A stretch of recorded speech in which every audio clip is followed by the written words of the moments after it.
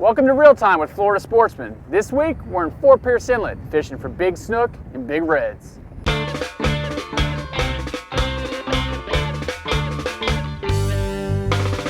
We started the morning meeting Adam, aka Mr. Redfish 79, at the boat ramp.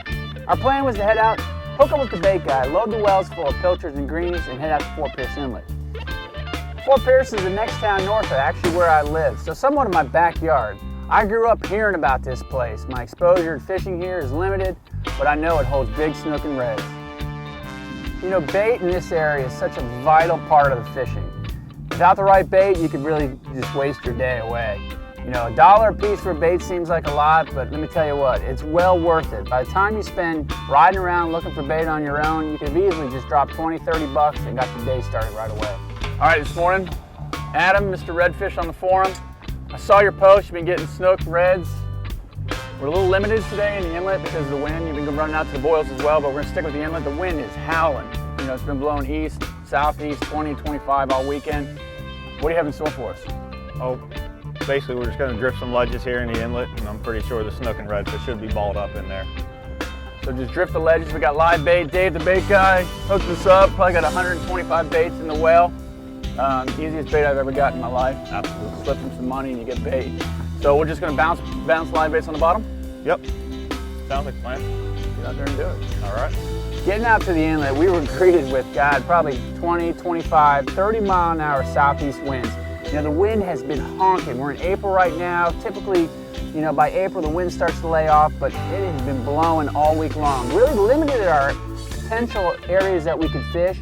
But the great thing about this inlet, fishing Fort Pierce, is it's protected. You know, we have east, southeast winds blowing as hard as they can possibly blow, but it doesn't affect us so bad. We can still fish. So we're looking for the drop off here at the ledge? Yeah. Once you get just a little ways past this buoy, get up in there and then just kind of point the bow at the rocks. And we want to be right on the drop. Yeah, you want to be right at basically 30 foot is what you want to mark. And you'll bounce up to like 28, 24s, areas like that. But and you want to be in contact with the bottom, bait close to the bottom, foot off the bottom. Yeah, you want to be pretty close to the bottom. Yeah. All right, so just a pretty basic, you know, bottom fishing rig that they use here.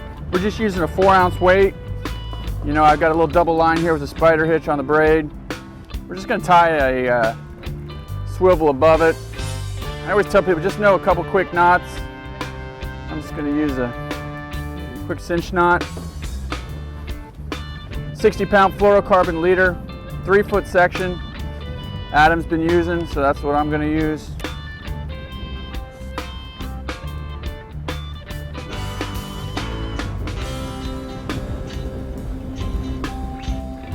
And then a simple 5/0 J hook attached at the end.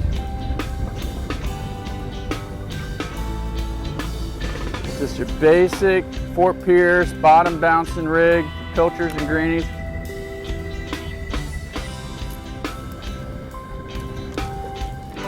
We got greenies and pilchards. This is a big, you know, threadfin herring greenies we call them.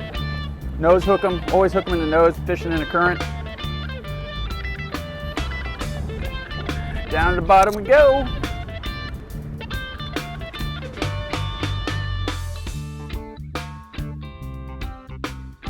After a couple drifts on the south side of the jetty, we moved over to Judy Rock. Now this is a notorious spot. I've heard about it for years. It's a hole, you know, it's known for its fishing. We moved over there and didn't take long. Adam was on his first fish in the morning. Fish on. Good fish.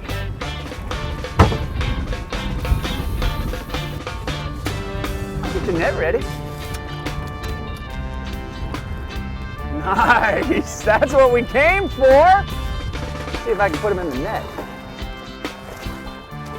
Oh, yes. Wow, okay, this is what I saw on your post and you didn't lie. That's about the size? It's probably overslot? Or? Yeah, probably 28, 29 inch fish. That's your typical. Occasionally you'll get them low 30s, but your typical fish are going to be that 28, maybe 30 inch range. What a pretty fish. We'll take them all day long.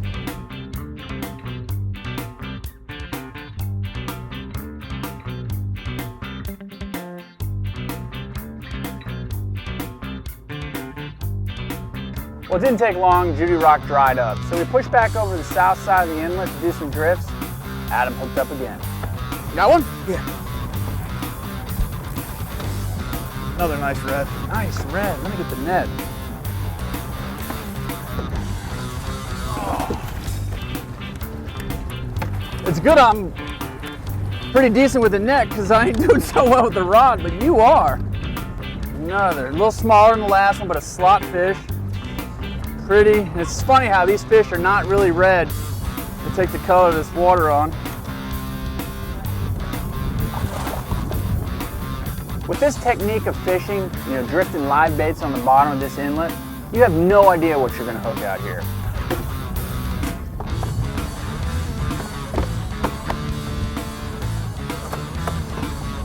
Wait.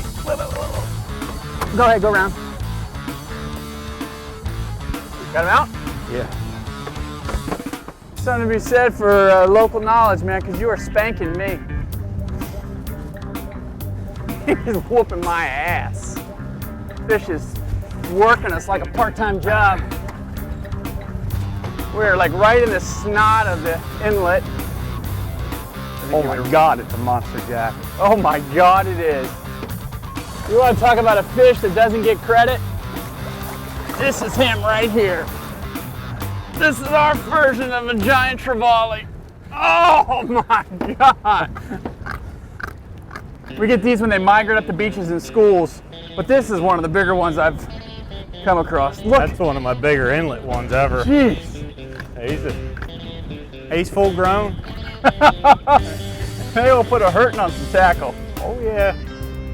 Can you go ahead and get that hook out there? Wow. Man, that was a huge jack. We actually put the video cameras down, grabbed the still camera, and took some nice photos of that fish before releasing it. Well, it is his home waters. I guess he should know how to outfish me.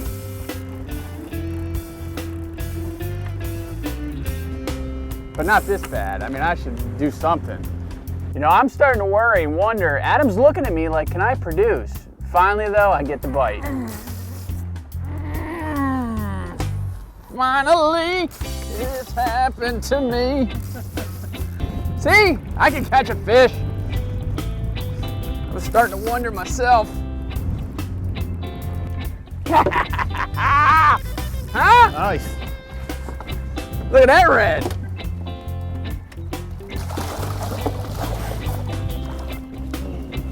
Oh, yes.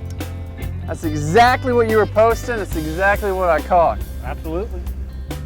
What a beautiful red. Real time. Florida sportsman. This is really a tide-dependent fishery. If that tide's not moving one way or the other pretty good, the chances of getting bit are slim. We noticed the tide was slacking. We used that opportunity to go grab some lunch, wait for that tide to start coming back in strong enough so we could fish it, and headed back to the mouth of the inlet. And the bite is slow. You critter fish. I've never seen one of these up close like this, swimming in the water. Oh! He said, joke's on you.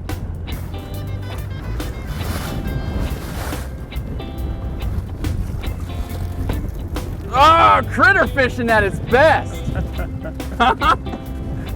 You might be able to catch reds, but who can catch flying fish by hand? Takes a special technique. That is the coolest thing. These make great baits offshore too, obviously. I would let him go. He's had a rough day.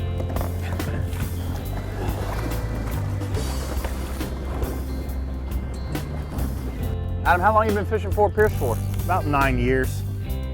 You mainly just fish the inlet? Do you do any offshore or just mainly the beach and the inlet type stuff? Mainly the beach and the inlet. We'll do quite a bit of snapper fishing once the seas lay down to where we can get out there in that 60, 90 foot range. That snapper bite's pretty good up here. Yeah, it's real good. Especially May 1st, grouper opens, and that's when it's tough running out there and catching a couple legal grouper and have to put them out. So that's why we wait a little later in the spring, early summer to get out there. All right. Here we go, here we go.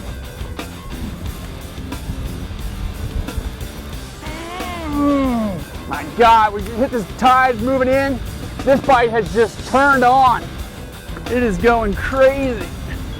My phone's ringing, people want to know where the bite is. This bite just turned on. We waited for this incoming tide. Another quality red. This turned into a redfish frenzy. You know, we were doing laps in the inlet. We drift down, pick up, run back up, but let me tell you, every drift we were getting bites or hooking up. Oh, he's got one on too! Are you kidding me? Double header. I'm gonna let this fish go. He's got another one on the other side. It's going off. I'll tell you what, 45 minutes into this incoming tide, we had some moving water finally. This bite has turned on.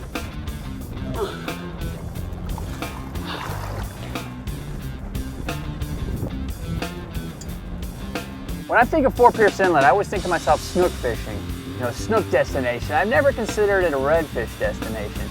You know, it's 20 miles from my home. I've never traveled up here to redfish, but I'll tell you what, that's gonna change.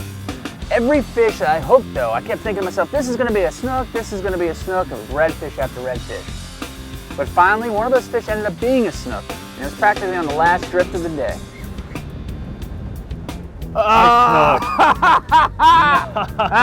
No. You can't elude me. You cannot elude me. You linesider.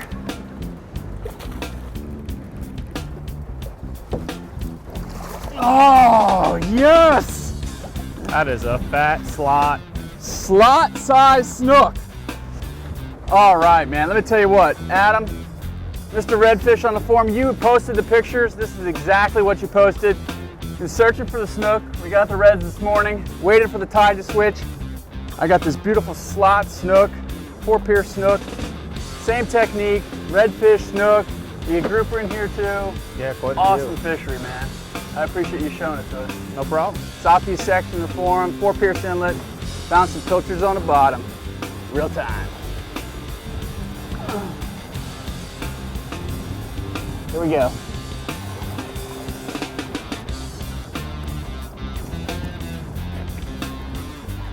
Adam White, aka Mr. Redfish 79 on the southeast section of the Florida Sportsman Forum, shared with us the best of the Fort Pierce fishery. From the snook to the redfish to the jacks, we had a great day. It was because of his pictures and his posts that I chose Adam to fish with. And I need you to keep your reports coming, because I may fish with you next on Real Time with Florida Sportsman.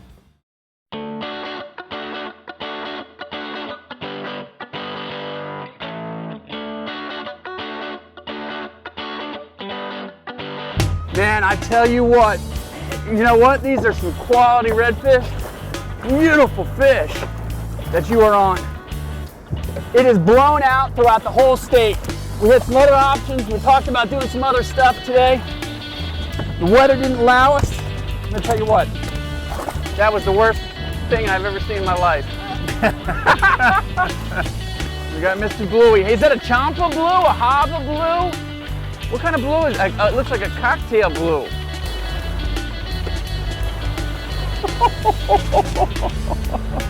How to lose a girlfriend in 60 seconds.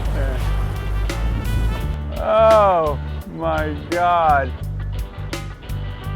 There goes a sea biscuit out to sea. Last drift tonight. It's our last drift.